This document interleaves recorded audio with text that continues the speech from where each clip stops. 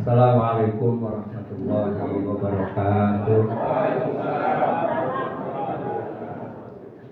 Innal hamdalillah sholatu wassalamu ala Rasulillah wa ala alihi wa sahbihi wa mawalah wa la haula wa la quwwata illa billah.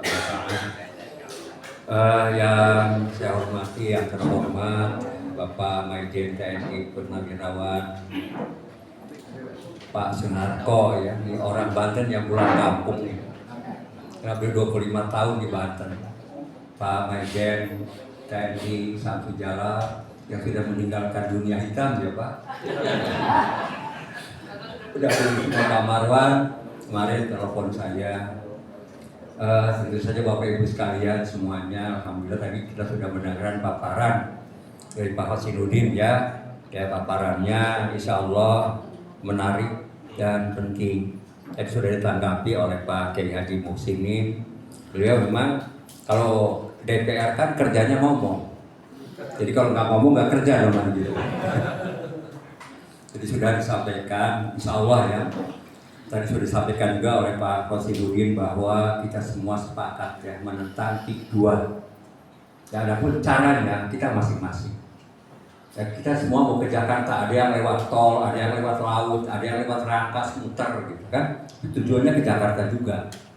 Jadi bilangan alternatif dari 10 itu yang idealnya 5+5.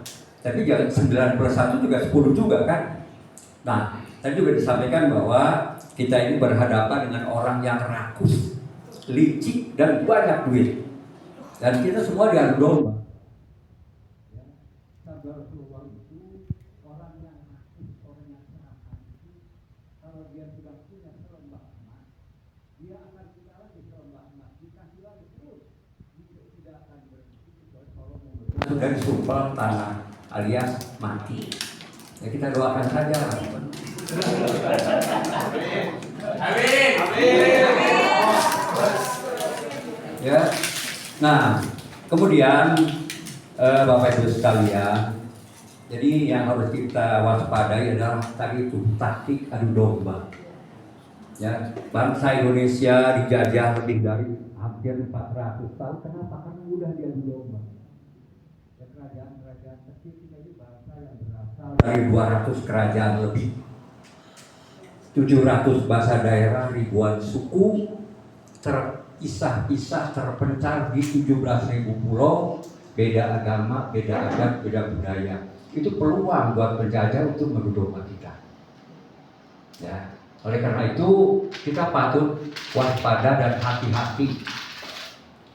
Nah kemudian ya tentu saja saya mengucapkan selamat datang ya di daerah yang alhamdulillah ini daerah yang tenang, tentram, tidak ada gejolak di sini.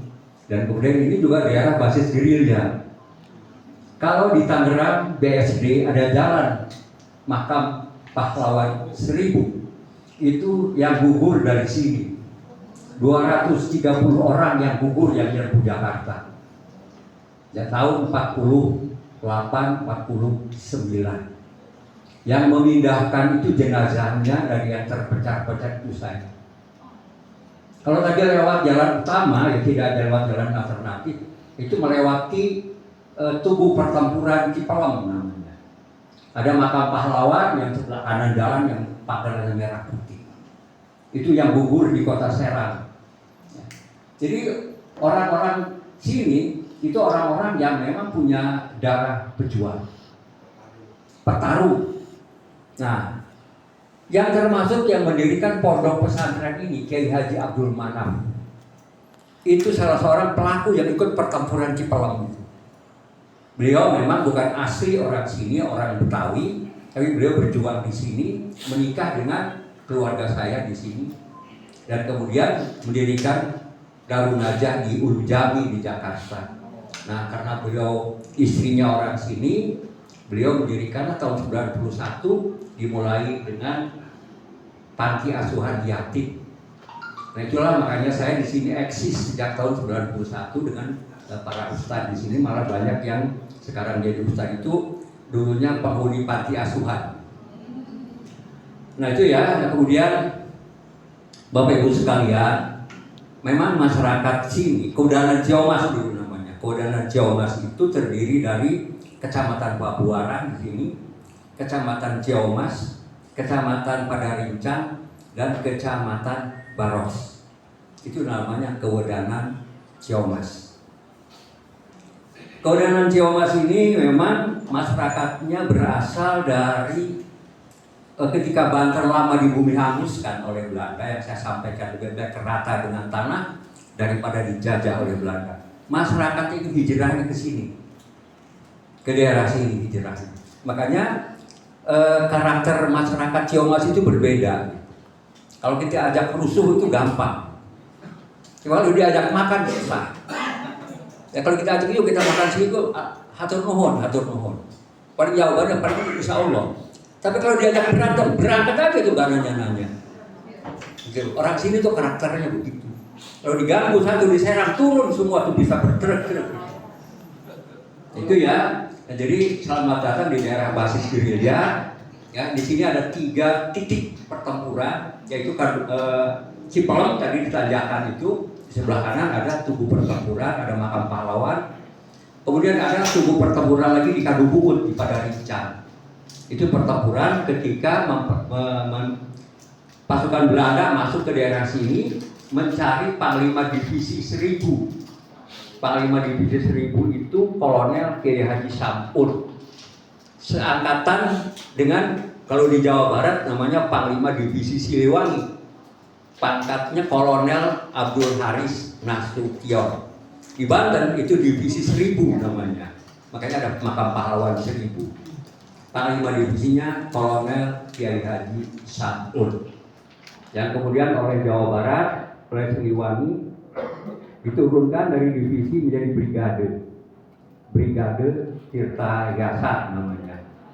Nah, alhamdulillah ayah saya itu dulu termasuk yang direkrut ke kakak TT3 Siliwangi, cikal bakalnya Kopassus.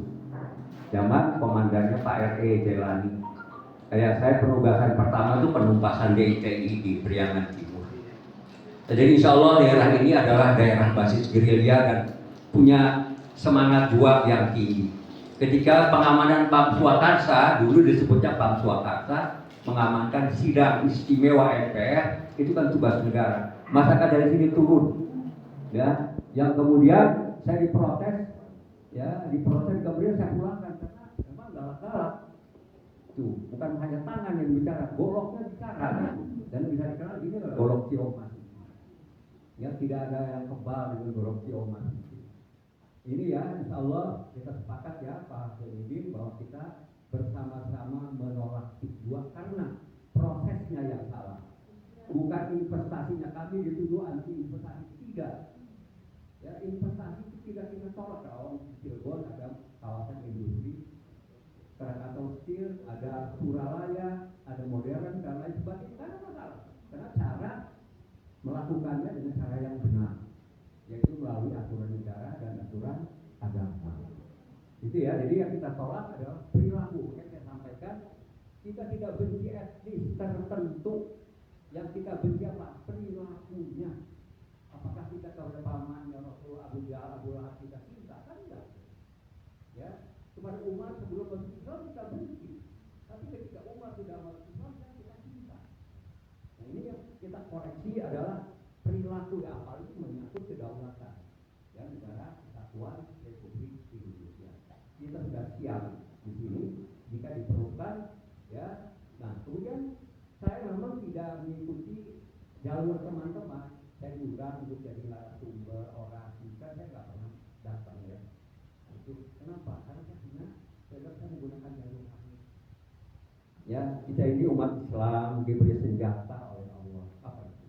Doa. Doa silahul mu'minin. Doa itu senjata orang-orang muslim. Ini yang harus kita lupakan.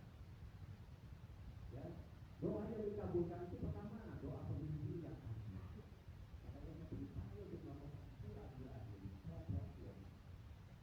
Yang kedua, doa orang yang berpuasa. Dan yang ketiga, doa orang yang dizalimi. Orang yang dizalimi walaupun dia kafir itu doanya mustajab. Itu dipakai. Kita Kita hanya menggunakan akal. Akal itu ada batasnya. Kalau sudah kehabisan akal, gue mau apa? Meminum baygon. Enggak kan? Tawakal, pasrahkan kepada Allah. Allah yang menyelesaikan masalahnya dengan cara Allah. Jangan ditanya caranya. Ini mungkin yang kurang kita sebagai umat beragama. Ketika siapa kakaknya cari datang ke rumah, Anda kan punya Tuhan, saya bilang. Ngadu sama Tuhan.